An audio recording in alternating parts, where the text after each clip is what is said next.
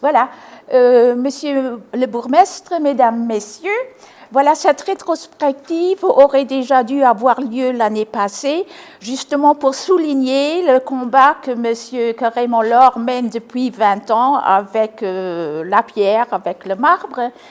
Mais vu les causes qu'on connaît, elle n'a pas pu avoir lieu et c'est seulement maintenant qu'on essaye de rattraper le retard.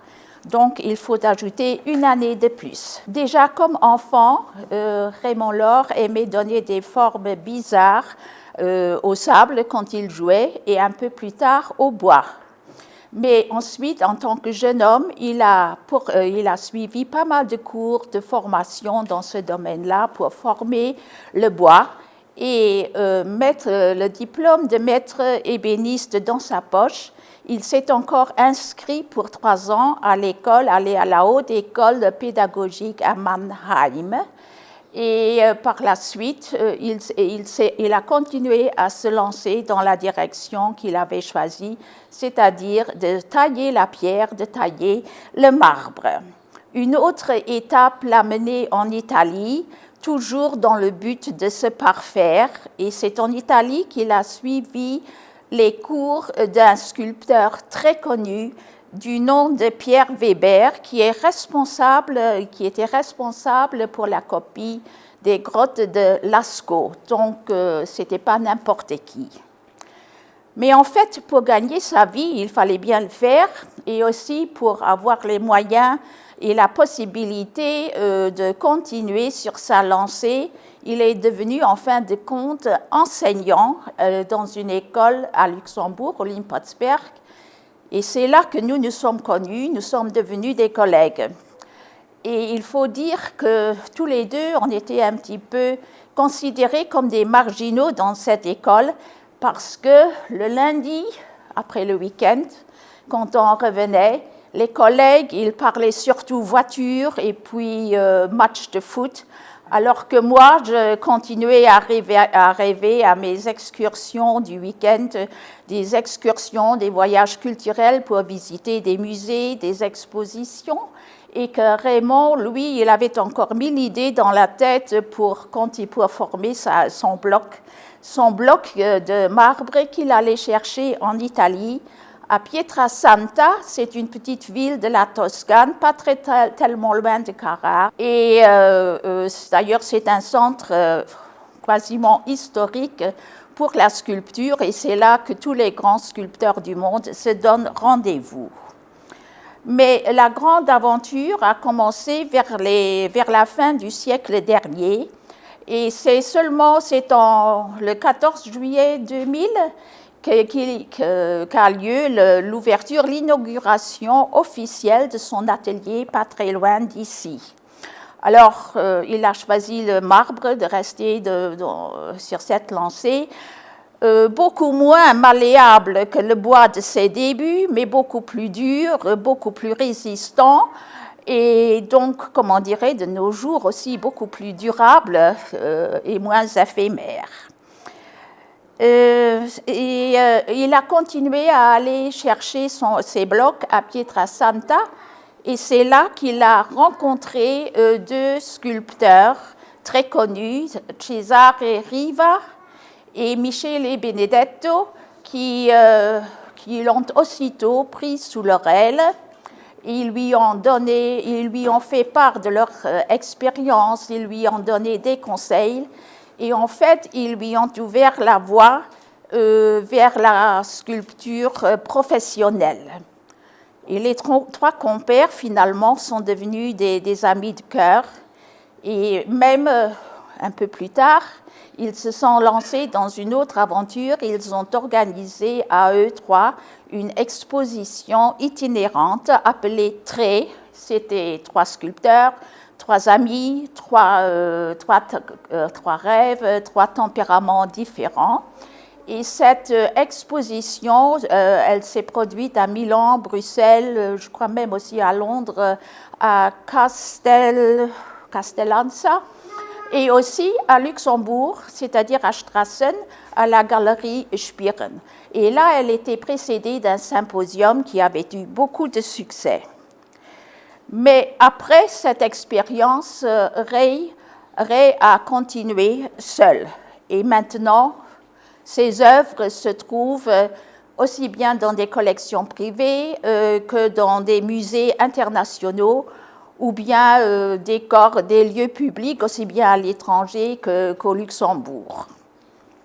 Pour Ray, le marbre lui parle. Il est en dialogue permanent avec le marbre qui pour lui est une matière vivante. Alors, le bloc lui parle, parfois il le rudoie, il lui résiste, parfois il lui murmure des mots doux et tendres, et parfois il résiste, parfois il se plie à ses désirs, mais c'est une lutte permanente qu'il engage avec le bloc de marbre, un corps à corps de chaque instant. Et pour cela, il lui faut beaucoup de concentration, beaucoup de force mentale et physique, et aussi beaucoup de précision, parce qu'un morceau de marbre qu'on enlève de trop, et c'est fichu, quoi. C'est l'irrémédiable. On ne peut pas prendre un morceau de marbre et le recoller à l'endroit où on l'a enlevé en trop. Et comme il travaille avec enthousiasme et passion, on pourrait lui appliquer aussi les paroles d'un architecte fort célèbre, c'est-à-dire de Rudi Ricciotti, celui qui a construit le Mucem à Marseille et qui a dit un jour « La matière me parle, il faut savoir l'écouter, il faut savoir l'aimer, l'apprivoiser et aussi la faire avouer. » Et c'est exactement ce que Ray fait. Il ne sait pas créer du néant. Il lui faut des idées tirées du réel, des sujets qu'il connaît, un thème, un motif, un sujet de réflexion qu'il tire soit de la vie, de la politique, de la société, de la vie de tous les jours, des sujets qui sont importants, de l'environnement, de la pollution, du changement climatique, etc. Ensuite, il interroge son bloc, la matière, et tout en respectant sa complexité, il développe au fur et à mesure le thème choisi, mais sans y ajouter de fioritures ou de trucs artificiels. Mais par contre, il charge son bloc de symboles, de multiples symboles, pour finir par nous raconter une histoire. Et cette histoire lui confère, en fin de compte, une dimension que l'écriture à elle seule ne saurait jamais transférer. The Wall, qui est assez impressionnante. Et il en a conçu l'idée déjà dès 2016, c'est-à-dire avant que les drames des immigrants deviennent un sujet d'actualité et avant que Trump commence à construire son mur. Un mur, en général, il sépare, il limite l'espace. Et puis, il enferme, il crée une sorte de prison. Il nous sépare de l'ennemi, mais il peut aussi nous protéger de l'adversaire, des autres, tout simplement du voisin, et parfois aussi de soi-même, avec un mur qu'on dresse soi-même dans sa propre tête.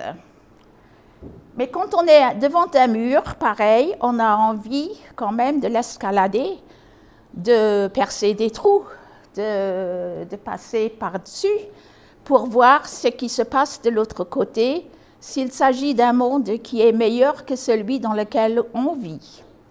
Et justement, le mur de Ray nous permet de le faire. Mais pour l'instant, vu, on le voit de face et on se trouve du bon côté. Ça peut être trompeur si on veut. Le mur est poli, il est lisse, il est apparemment harmonieux à l'instar de notre vie, du quotidien, ou de ce que nous croyons être notre monde, notre société. Mais il y a les grilles en acier Corten qui permettent quand même si elles rappellent les barres d'une prison, elles permettent quand même, tout comme les fentes, de passer de l'autre côté et de voir ce qui se passe derrière ce mur. Or là, c'est le revers de la médaille. Ce n'est plus le côté lisse, c'est le côté rugueux. C'est un monde différent qu'on découvre, un monde beaucoup plus hostile, plus malveillant, un monde plus désagréable et sans harmonie. En le regardant de près, vous trouvez sur le côté des flèches directionnelles qui vont dans des sens opposés. Vous découvrirez un échiquier qui n'est pas terminé. Il y a un Judas trompeur. Il y a le souvenir des barbelés. Et il y a aussi un escalier pour monter, pour passer par en haut. Mais les pentes des marches deviennent de plus en plus raides et ça devient impossible de monter et d'atteindre le sommet. Devant, par un petit trou, on a l'impression qu'il y a une larme qui sort et que cette larme, elle est supposée venue de derrière. Et puis, dans un fin ruisselet, elle descend vers le centre et la larme s'amplifie, grossit et elle est sublimée, esthétisée pour mieux cadrer dans le monde qui est le notre monde du bien-être, dans lequel trop souvent nous préférons fermer les yeux sur ce qui se passe ailleurs, sur la détresse et la misère du monde loin, près de nous ou loin de nous. Voilà, évidemment, on peut encore élargir le thème de ce mur avec d'autres domaines artistiques. On peut amplifier son pouvoir émotif, mais aussi son pouvoir d'évocation, en y associant par exemple l'éclairage, la danse ou la musique. Et tout cela devient encore beaucoup plus impressionnant. Mais je crois que Ray va lui-même plus tard vous expliquer les autres œuvres. Moi, j'ai déjà assez parlé. Et donc, je vous dis merci d'avoir écouté et je vous souhaite encore une bonne soirée. Voilà, merci.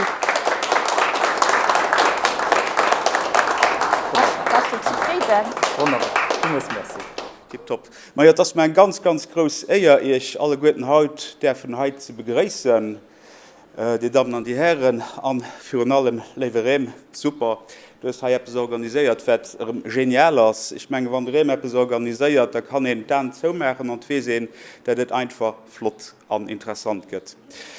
Wir hören die Pandemie, dass viel über die Pandemie geschwätzt gehen, die lebt uns schon wirklich noch. Ich muss sagen, die Pandemie, die hat uns aber auch den richtigen Beweis gegeben, wenn ihr über die Jahre ohne Kultur, ohne Kunst lebt, dass das richtig fehlt. Das kann Musik sein, das kann Kunst sein, das kann Malerei sein, das kann Skulpturen sein, mir das fehlt. Das selbst, was an der Gesellschaft fehlt, und gesagt, dass das einfach zur Gesellschaft gehört. Das ist mir immens aufgefallen an der Hinsicht, dass das Exposition ja eigentlich schon, oder retrospektiv, pardon, die sollte ja schon am Januar stattfinden. Und wenn ich gleich gerne raufkomme, dann winkt mir, ein Foto hängt nämlich da, wenn sitzt du, und ich gesehen all der, wenn ich hier raufkomme, das wäre ganz flott. Ich muss auch sagen, ich bin immens froh, du bist ja eine Wahlfrau, und mir dir ganz viel zu verdanken. Als Artist hast du immens flott Sachen gemacht. Wir haben auch Werke von dir hier an der Gemeinde. Leider ist ein ganz großes Werk, auch wenn du nicht hier hast, da ist das Problem mit der Logistik, für das zu deplacieren. Wir wollten nicht absolut nicht Fotos machen. Wir haben uns nicht getraut, das zu deplacieren.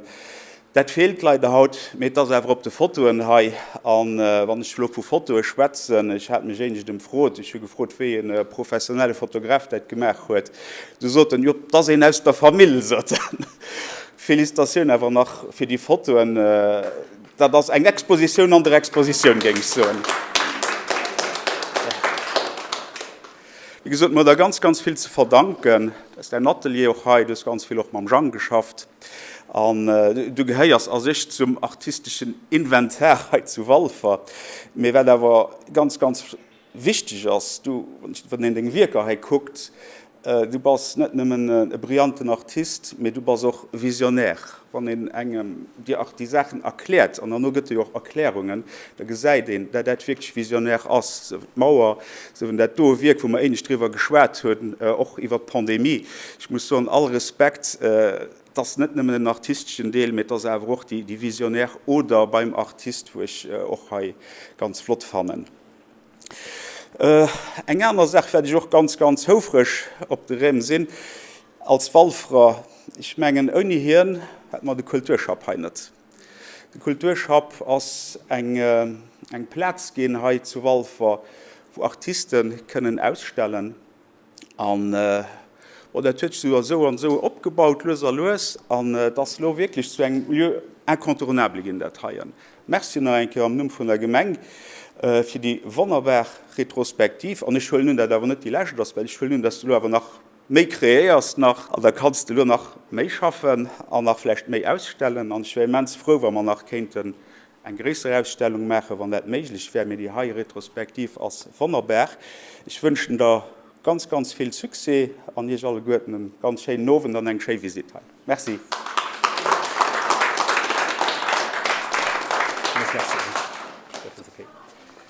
So, nun alle Goethe viel geschwert an ich werde nicht nach lang belästigen. Ich haut no gewi ich gerne präsentieren. The Wall als ich gedurcht als eng Konobjet den net für sich lang durchsteht. Dat heißt, soll suggerieren soll einer Künstler eigentlich die gehen, sich mit dem Thema auseinanderzusetzen. Dat heißt, die Gutzeit, die Schlechtzeit können nicht drüber. Das kann nicht Mauer sein, eine Kap, das kann Mauer sein, viele Mauern, die man sich vorstellen können. Und du hast froh, wie können wir durch, ohne müssen drüber zu klammern. Die berühmten kleinen Trab, das geht ja nicht. Und da ist es so, dass ein anderer Künstler sich können probieren, das zu erweitern. Das geschieht für 4 Jahre an der EK3, da haben wir zu ihrem 40. Geburtstag, da haben wir die Wand abgestaltet, in einer 2 Pannen zwischengestalt gehen, wo dann Barbara Heinig, die eine Action-Painting-Künstlerin ist, sich konnte auch versichern, wie mit der Malerei zusammen mit der Mauer, wie kommen da durch, da hat er nur die Leinwand abgeschnitten, geschnitten, dass man der Farbe angerieben ging, an Tänzerin, die Hand der Wand war, die ist da durch den Tableau geklommen.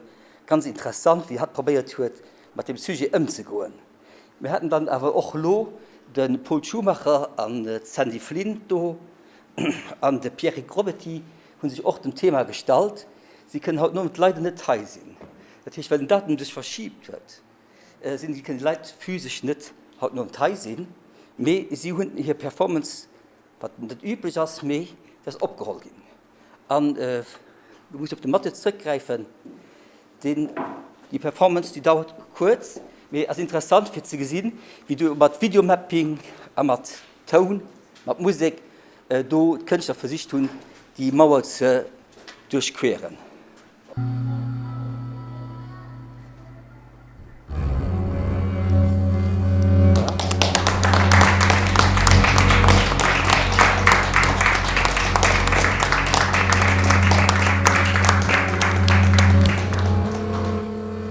Leider können wir kein Champes, kein Bier aufreden, das ist alles verbunden zur Zeit. Wir sind aber hier und ich will aber noch extra Merci sagen an den Mathieu Loch, den hier ganz viel geholfen hat, auch Top-Richter für die Sachen, den sich ganz viel engagiert hat, auch und dann natürlich den Marie-Louise Petit, was schon seit Jahrzehnten zu mir Seite steht, und die hat auch das nicht so möglich gewesen, die Sachen alle zu machen.